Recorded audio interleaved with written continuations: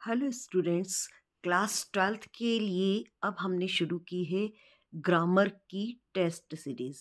आज हम ले रहे हैं डू एज डायरेक्टेड, जो कि सेट डी, जो कि 2023 में मॉडल्स पेपर बोर्ड द्वारा जारी किए गए थे, उसके सेट डी के डू एज डायरेक्टेड को कवर किया है हमने। पहला यहाँ पर क्वेश्चन दिया गया है, he didn't study well, he failed, और इस सेंटेंस को कंबाइन करना है बिकॉज से।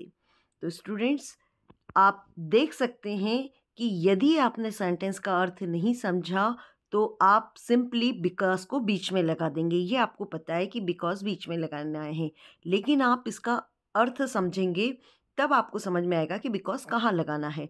ही डिडंट स्टडी वेल, उसने पढ़ाई अच्छे से नहीं की। ही फेल्ड, वो फेल हो गया। तो बिकॉज वाले सेंटेंस में जो कारण होता है वो पीछे आता है, क्योंकि हम लिखते हैं क्योंकि, तो यानी कारण पीछे आएगा। अब फेल हुआ ये रिजल्ट है, इसलिए ही फेल्ड हम पहले लिखेंगे।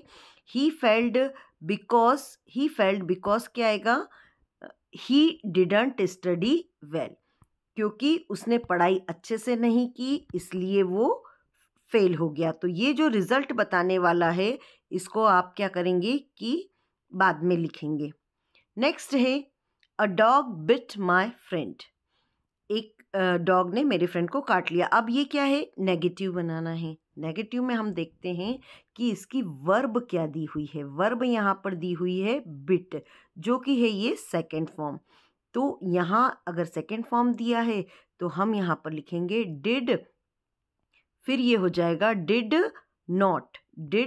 नॉट लगाएंगे आप, डिड नॉट, और फिर जो बिट था उसका फर्स्ट फॉर्म लिखेंगे हम बाइट।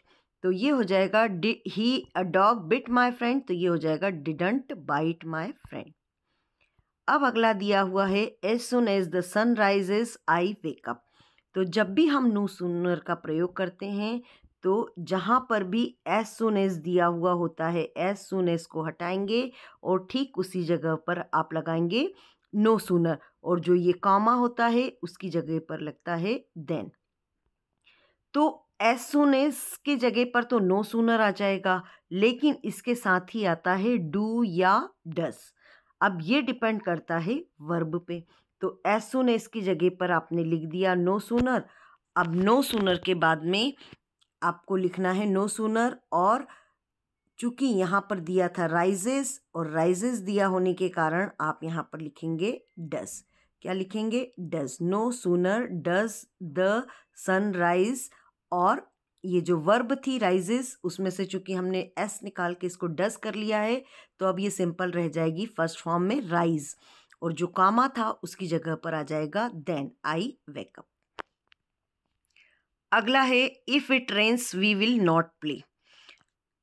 सिंपल सा रूल है अनलेस का प्रयोग करने का कि इफ और डू नॉट और डज नॉट अगर होता है तो उसको हटा के सिंपली अनलेस लिख देते हैं।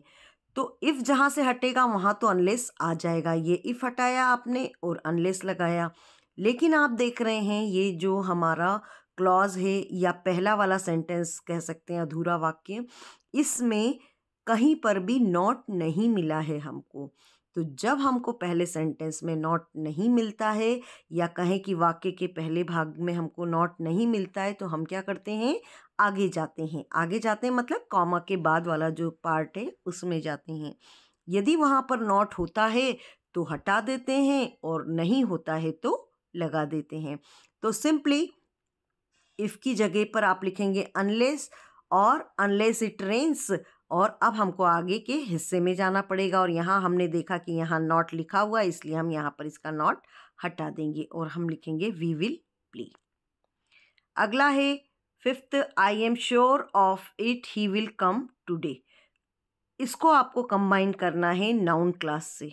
अब नाउन क्लास से कंबाइन करने के लिए सिंपली दैट लगा सकते हैं कि I am sure of it, मतलब मुझे ये बिल्कुल श्योर है कि क्या श्योर है कि ही विल कम टुडे। तो आप क्या करेंगे, I am sure of it हटा देंगे और उसकी जगह पर दोनों सेंटेंस को दैट से कंबाइन कर देंगे। ये जो ऑफ इट है हटा दीजिए, आई एम श्योर दैट लगने से ही पता चल गया कि ये नाउन क्लास है।